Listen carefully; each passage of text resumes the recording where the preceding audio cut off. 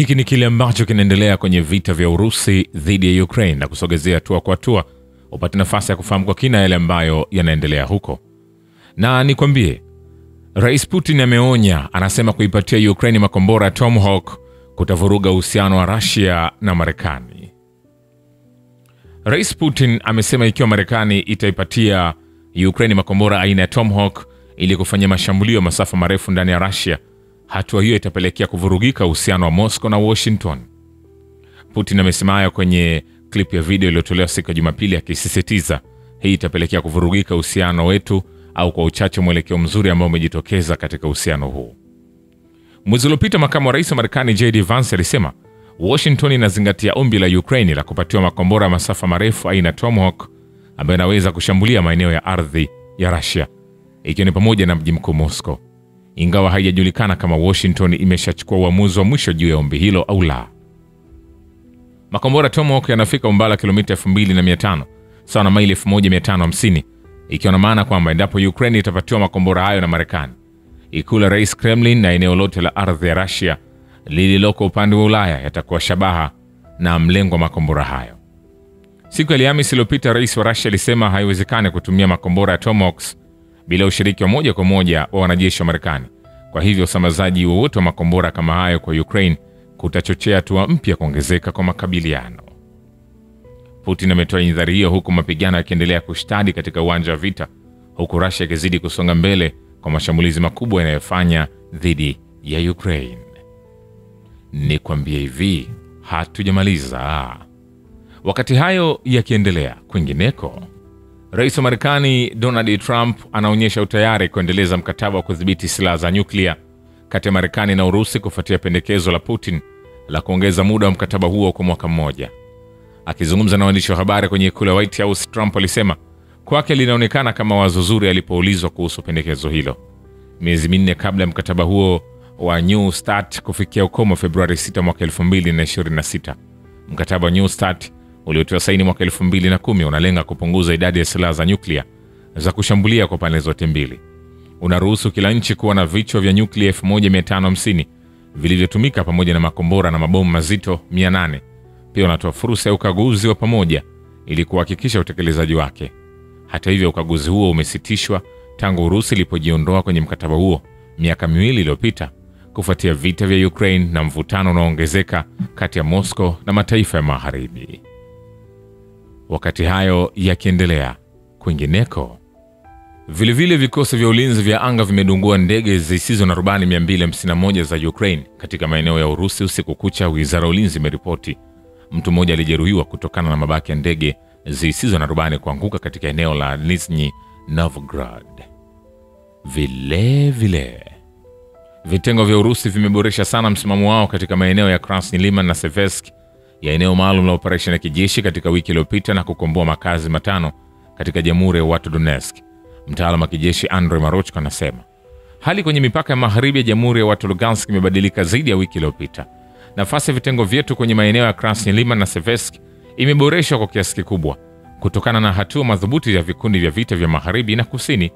Mabadiliko chanya kwenye mstari wa ushiriki na kusonga mbele kwa askari wetu imesababisha upanuzi wa eneo la buffer zone katika eneo lililochukuliwa la Lugansk People's Republic na kupunguzwa kwa eneo hilo, kuchambua data kutoka wizara ya ulinzi ya Urusi. Marochko alikumbuka kwamba vikosi vya Urusi vilikomboa makazi matano ya DPR kwa wiki: Kirovsk, Shagriglovo, Derilovo na Maiskoe pamoja na Seversk. Wakati huo huo, kulingana na mtaalamu, adui alizingatia juhudi zake kuu juu ya ulinzi wake. Idadi ya mashambulizi ya kukabiliana na wanamgambo wa Ukraine imepungua kwa karibu nusu, Marochko alibainisha. Vilevile kundi la vita la Urusi Mashariki liliharibu vituo vitatu vya Starlink na vituo 14 vya kudhibiti ndege zisizo na rubani katika muda wa saa 24 zilizopita. Mkuu wa kituo cha waandishi wa habari wa kundi hilo Alexei Yakovlev anaripoti. Wakati wa siku iliyopita, adui alipoteza zaidi ya wafanyakazi 270, gari moja la kivita la Kozak pamoja na bohari ya usambazaji, vituo vya usambazaji wa vita na vituo vya mawasiliano vya satellite ya Starlink na vituo 14 vya kudhibiti drone. Pia alisisitiza kwamba wapiganaji wa kundi la vita vya Mashariki wanaendelea kutekeleza misheni ya mapigano ndani ya ukanda wa operation maalum ya kijeshi. Nikwambie hivi, hatujamaliza. Vile vile, hasara za vikosi vya wanajeshi vya Ukraine pamoja na mamluki wa kigeni katika wiki iliyopita kwenye mipaka ya Jamhuri ya watu Lugansk zimefikia 4600 waliouawa na kujeruhiwa. Uharibifu mkubwa zaidi kwa adui ulisababishwa na kikundi cha vita cha kusini, mtaalamu wa kijeshi Andrei Marochko anasema. Mtaalamu huyo wa kijeshi aliongeza kuwa kwenye kipindi hicho vikosi vya Urusi pia viliharibu vifaru 7, vipande 38 vya silaha pamoja na mitambo mingine. Vikosi vya Urusi vimeharibu karibu nusu ya kikosi cha 154 cha kikosi cha mitambo kinachojitenga cha Ukraine katika vita karibu na Kupiansk na Krasnoyarsk, kulingana na kamanda wa kikosi kutoka kitengo cha matengenezo ya kikosi cha tanki Dorosh anasema. Takriban 40% ya kikosi chetu, kikosi cha 154 cha kutenganisha mitambo, kiliharibiwa katika maeneo ya Pokrovsk, Krasnoyarsk na Kupiansk. Vile vile, kwenye uwanja wa kivita yako mengine mengi ambayo yameendelea kushika hatamu. Ni kwamba takriban wakazi 5400 katika makazi 24 kwenye mkoa wa Belgorod wamesalia bila umeme kufuatia mashambulizi ya wanajeshi wa Ukraine. Gavana wa eneo hilo Vyacheslav Gladkov anaripoti kupitia Telegram. Kutokana na juhudi za mara moja za wahandisi wetu wa umeme na timu za kukabiliana na dharura, kufikia leo kuna itilafu za sehemu katika makazi 24 zinazoathiri wakazi 5400, Gladkov aliandika, akiongeza kuwa kazi ya kurejesha inaendelea. Vikosi vya ulinzi wa anga vya Wizara ya Ulinzi ya Urusi vimeharibu ndege isiyo na rubani iliyokuwa ikiruka kuelekea Moscow. Meya wa jiji hilo Sergei Sobyanin anasema kupitia chaneli yake ya Max. Vikosi vya wanajeshi wa Ukraine vimefanya mashambulizi 10 kwenye makazi katika Jamhuri ya watu Donetsk katika muda wa saa 24 zilizopita. Raia mmoja alijeruhiwa, kulingana na ofisi ya nyaraka za uhalifu wa kivita wa Ukraine chini ya utawala mkuu wa serikali ya DPR. Ni kwambia hivi, hatujamaliza. Vile vile, takriban wakazi 40,000 wa mkoa Belgorod waliachwa bila nishati ya umeme baada ya kushambuliwa nishati ya umeme na makombora ya vikosi vya wanajeshi wa Ukraine. Gavana wa eneo hilo Vyacheslav Gladkov anaripoti. Rais wa Ukraine Volodymyr Zelensky alibadilisha mbinu kufuatia milipuko mingi kote Ukraine na kutoa wito wa kusitishwa kwa mashambulizi ya angani. Usitishaji huo wa mapigano wa upande mmoja angani unawezekana kabisa, aliandika kwenye chaneli yake ya Telegram, bila kueleza hilo linaweza kumaanisha nini. Walakini tovuti ya habari Strana ilielezea taarifa hiyo kama mabadiliko makubwa katika kozi yake ya sera. Zelensky anaweza kuwa amebadilisha msimamo wake huku kukiwa na changamoto kubwa Ukraine inakabiliana nayo kuhusiana na uwezo wake wa ulinzi wa anga. Wanasiasa, wataalamu na waandishi wa habari wamekuwa wakijadili kwa bidii shimo katika ngao ya ulinzi wa anga ya Ukraine, chombo cha habari kilisema.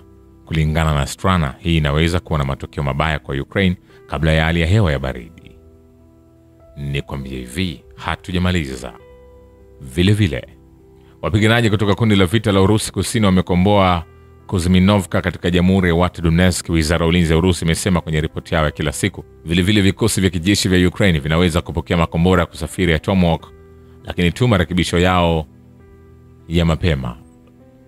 Vladimir Feranosian, mtaalamu katika ofisi ya uchambuzi wa kijeshi na kisiasa, anasema haya yatakuwa makombora ya masafa marefu yenye safu ya kilomita 2500, lakini kwa mfano makombora ya muundo wa kwanza Block 1 masafa yao ni mafupi sana. Zaidi ya hayo, alibainisha kuwa makombora Tomahawk inaweza kubadilishwa kwa mifumo ya makombora ya kupambana na ballistic ya MK41 ambayo Poland na Romania tayari zinamiliki, miongoni mwa wengine. Shukrani kwa baba kivita na historia ya dunia. Mimi ni Richard Shio, The Rich Voice. Ni follow Instagram na TikTok kama Rich Voice Official. Asante.